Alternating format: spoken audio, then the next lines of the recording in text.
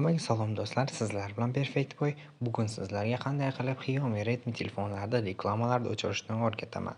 Uning uchun settingsga kiramiz. Pastroqqa tushganimizda Password Security, ya'ni ingliz tilida turibdi. Sizda parol безопасности turishi mumkin. Bu yerdan Author Recognition degan joyi bor.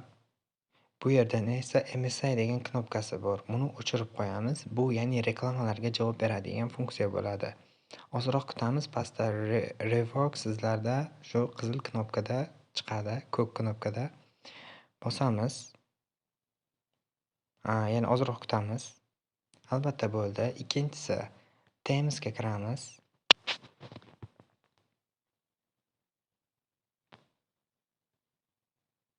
Kirganimizdan so'ng My Account degan joyi bor, pastda odamchaning rasmi va bu yerdan Настройка bo'limiga kiramiz va Show Ads va Personal Recommends degan joyi bo'ladi. Videoda ko'rib, o'zlaringizda har xilda tilda bo'lishi mumkin, o'tkazib ko'rishlaringiz mumkin va bu yerda Secretary degan joyi bor. Unga kiramiz. Kirganimizdan keyin pastroqqa tushamiz. Yo'q, bu yerda emas ekan, qaytamiz. Shunday Настройка bo'limiga kiramiz va bu yerda Reservation rekomendatsiya degan joyini o'chirib qo'yamiz. Albatta video yoqqan bo'lsa like bosish esdan chiqmasin.